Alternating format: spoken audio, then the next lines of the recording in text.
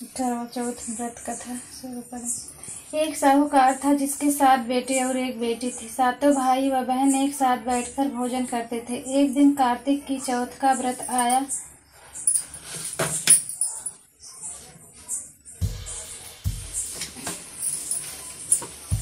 तो भाई बोला कि बहन आओ भोजन करें। बहन बोली कि आज करवा चौथ का व्रत है, चांद उगने पर ही खाऊंगी।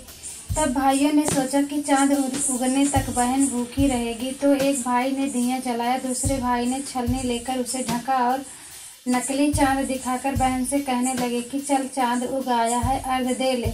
बहन अपनी भाभियों से कहने लगी कि चलो अर्घ दे दो। भाभियां बोली तुम्हारा चांद उगा होगा, हमारा चांद तो रात को उगेगा। बहन ने जब अकेले ही अर्घ दे दिया तो और खाने लगी तो पहले ही ग्रास में बाल आ गया और दूसरे कौर में कंकड़ आया और तीसरे कौर मुंह की ओर किया तो उसकी ससुराल से संदेशा आया कि उसका पति बहुत बीमार है, जल्दी भेजो।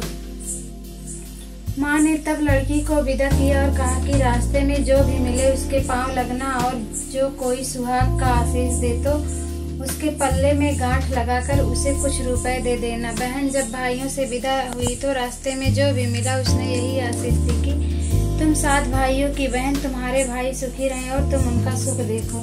सुहाग का आशीष किसी ने भी नहीं दिया। जब वह ससुराल पहुंची तो दरवाजे पर उसकी छोटी ननद खड़ी थी। वह उसके भी पांव लगी तो उसने कहा कि सुहागिन रहो, सपूती हो। तो उसने यह सुनकर पल्ले में गांठ बांधी और ननद को सोने का सिक्का दिया। तब भीतर गई तो सास ने कहा कि पति धरती पर पड़ा है। तो वह उसके पास जाकर उसकी सेवा करने के लिए बैठ गई। बाद में सास ने दासी के हाथ बची खुची रोटी भेज दी।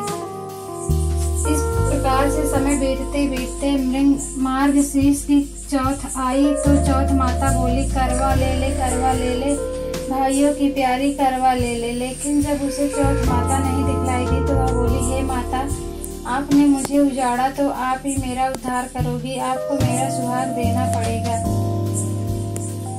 तब उस चौथ माता ने बताया कि पौष की चौथ आएगी, वह मेरे से बड़ी है, उसी ही सब कहना, वही तुम्हारा सुहाग वापस देगी। पूस की चौथ आकर चली गई, माघ की चली गई, फागुन की चली गई, चैत बैसाख जेठ आषाढ़ और सावन भादों की सभी चौथ आई और यही कहकर चली गई। चौथ व्रत कथा शुरू करें।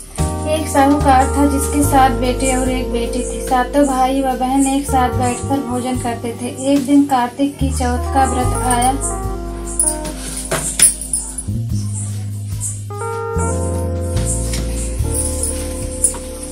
तो भाई बोला कि बहन आओ भोजन करें। बहन बोली कि आज करवा चौथ का व्रत है, चांद उगने पर ही खाऊंगी।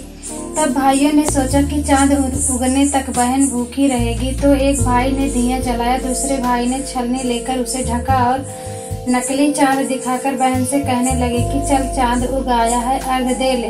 बहन अपनी भाभियों से कहने लगी कि चलो अर्घ दे दो। भाभियां बोली तुम्हारा चांद उगा होगा, हमारा चांद तो रात को उगेगा। बहन ने जब अकेले ही अर्घ दे दिया तो और खाने लगी तो पहले ही ग्रास में बाल आ गया और दूसरे कौर में कंकड़ आया और तीसरे कौर मुंह की ओर किया तो उसकी ससुराल से संदेशा आया कि उसका पति बहुत बीमार है, जल्दी भेजो।